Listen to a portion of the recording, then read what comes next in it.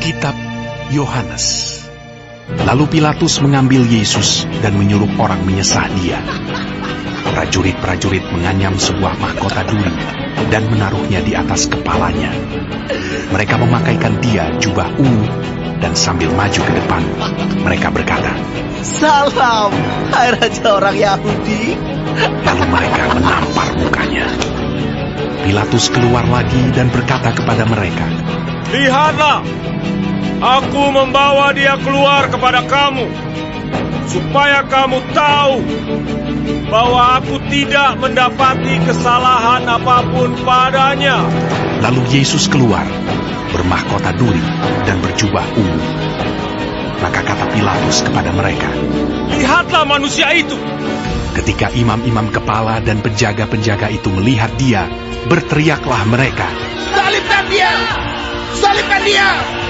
Kata Pilatus kepada mereka, "Ambil dia dan salibkan dia, sebab aku tidak mendapati kesalahan apapun padanya." Jawab orang-orang Yahudi itu kepadanya, "Kami mempunyai hukum, dan menurut hukum itu ia harus mati, sebab ia menganggap dirinya sebagai anak Allah." Ketika Pilatus mendengar perkataan itu, bertambah takutlah ia. Lalu ia masuk pula ke dalam gedung pengadilan dan berkata kepada Yesus, "Dari manakah asalmu?" Tetapi Yesus tidak memberi jawab kepadanya.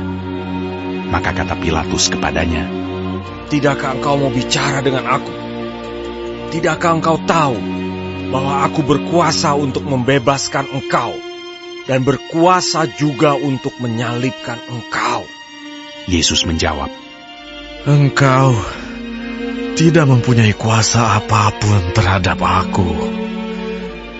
Jikalau kuasa itu tidak diberikan kepadamu dari atas. Sebab itu, Dia yang menyerahkan aku kepadamu lebih besar dosanya." Sejak itu Pilatus berusaha untuk membebaskan dia, tetapi orang-orang Yahudi berteriak, "Jikalau engkau membebaskan dia, engkau bukanlah sahabat Kaisar. Setiap orang yang menganggap dirinya sebagai raja, ia melawan Kaisar." Ketika Pilatus mendengar perkataan itu, ia menyuruh membawa Yesus keluar, dan ia duduk di kursi pengadilan di tempat yang bernama Litos Trotos, dalam bahasa Ibrani Gabata.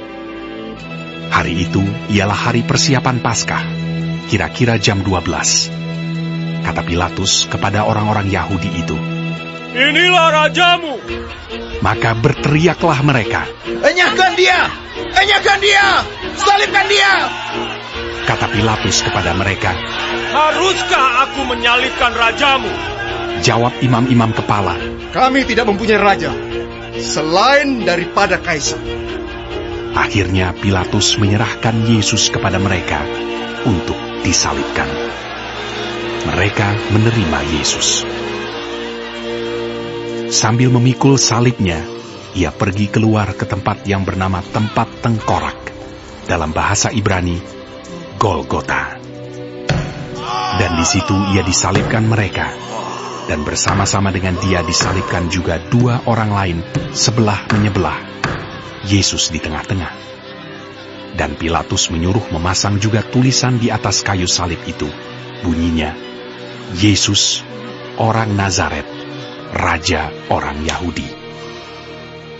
Banyak orang Yahudi yang membaca tulisan itu, sebab tempat di mana Yesus disalibkan letaknya dekat kota, dan kata-kata itu tertulis dalam bahasa Ibrani, bahasa Latin, dan bahasa Yunani. Maka kata imam-imam kepala orang Yahudi kepada Pilatus, "Jangan engkau menulis Raja orang Yahudi, tetapi bahwa ia mengatakan, Aku adalah Raja orang Yahudi." Jawab Pilatus, "Apa yang kutulis, tetap tertulis." Sesudah prajurit-prajurit itu menyalibkan Yesus, mereka mengambil pakaiannya, lalu membaginya menjadi 4 bagian. Untuk tiap-tiap prajurit 1 bagian. Dan jubahnya juga mereka ambil. Jubah itu tidak berjahit. Dari atas ke bawah hanya 1 tenunan saja.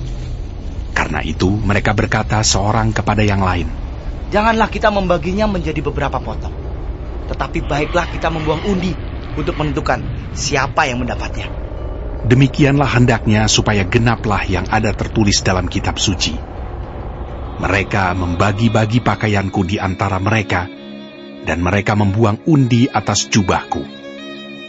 Hal itu telah dilakukan prajurit-prajurit itu.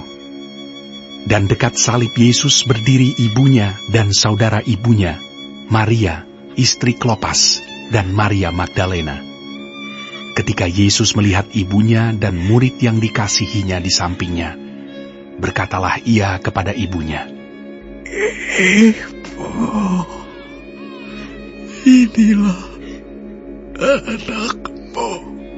Kemudian katanya kepada murid-muridnya, Inilah ibumu. dan sejak saat itu, murid itu menerima dia di dalam rumahnya. Sesudah itu, karena Yesus tahu bahwa segala sesuatu telah selesai, berkatalah ia, supaya genaplah yang ada tertulis dalam kitab suci. Aku haus. Di situ ada suatu bekas penuh anggur asam. Maka mereka mencucukkan bunga karang yang telah dicelupkan dalam anggur asam pada sebatang hisop, lalu mengunjukkannya ke mulut Yesus. Sesudah Yesus meminum anggur asam itu, berkatalah ia, Sudah selesai.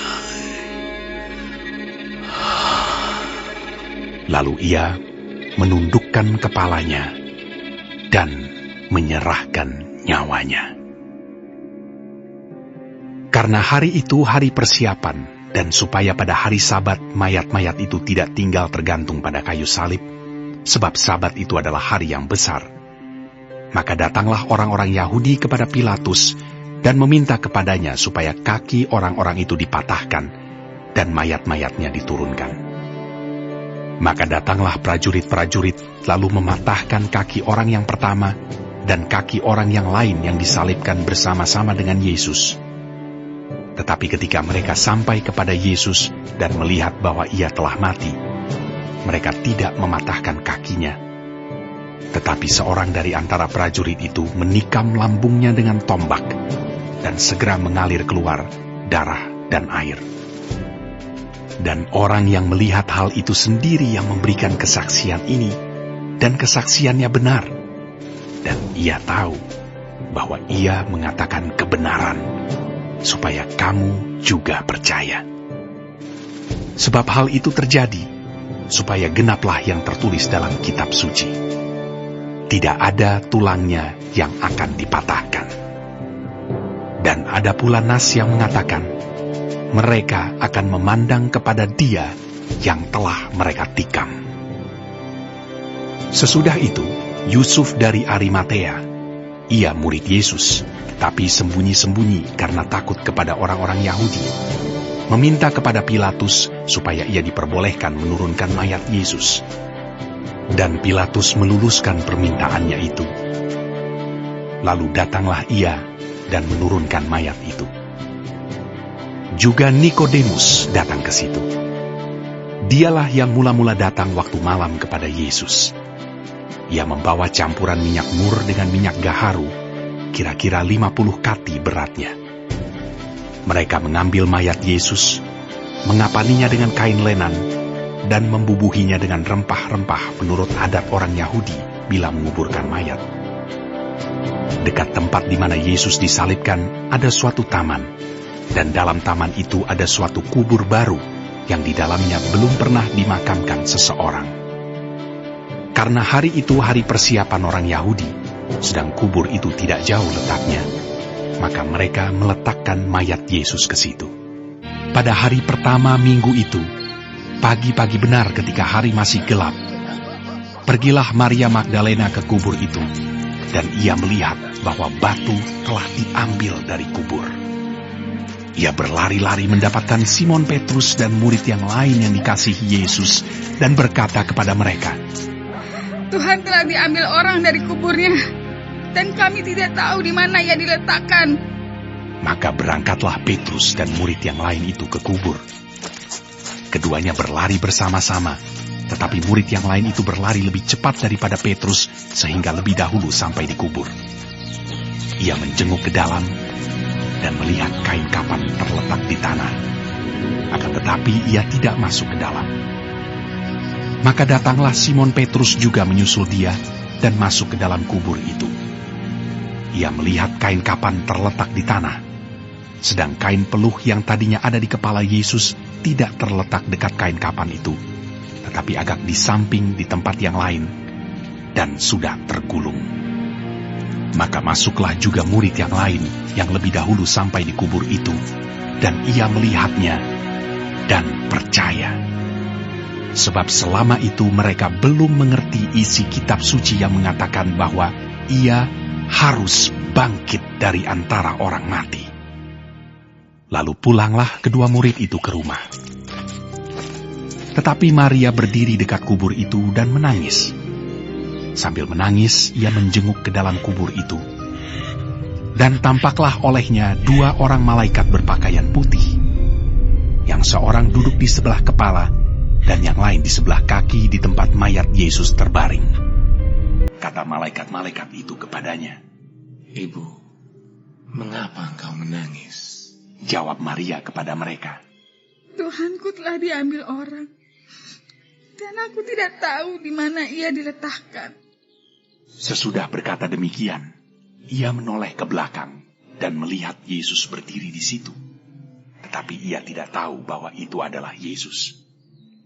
Kata Yesus kepadanya, Ibu, mengapa engkau menangis? Maria menyangka orang itu adalah penunggu taman, lalu berkata kepadanya, Tuhan, jikalau Tuhan yang mengambil dia, katakanlah kepadaku, di mana Tuhan meletakkan dia, supaya aku dapat mengambilnya. Kata Yesus kepadanya, Maria. Maria berpaling dan berkata kepadanya dalam bahasa Ibrani, Rabuni, artinya, Guru. Kata Yesus kepadanya, Janganlah engkau memegang aku, sebab aku belum pergi kepada Bapa. Tetapi pergilah kepada saudara-saudaraku, dan katakanlah kepada mereka, bahwa sekarang aku akan pergi kepada Bapakku dan Bapamu, kepada Allahku dan Allahmu. Maria Magdalena pergi dan berkata kepada murid-murid, aku telah melihat Tuhan. dan juga bahwa dia yang mengatakan hal-hal itu kepadanya. Ketika hari sudah malam pada hari pertama minggu itu, berkumpullah murid-murid Yesus di suatu tempat dengan pintu-pintu yang terkunci, karena mereka takut kepada orang-orang Yahudi. Pada waktu itu, datanglah Yesus, dan berdiri di tengah-tengah mereka, dan berkata, Damai sejahtera bagi kamu. Dan sesudah berkata demikian, ia menunjukkan tangannya dan lambungnya kepada mereka. Murid-murid itu bersuka cita ketika mereka melihat Tuhan. Maka kata Yesus sekali lagi, Damai sejahtera bagi kamu. Sama seperti Bapa mengutus aku, demikian juga sekarang aku mengutus kamu. Dan sesudah berkata demikian, ia mengembusi mereka dan berkata, Terimalah Roh Kudus. Jikalau kamu mengampuni dosa orang, dosanya diampuni.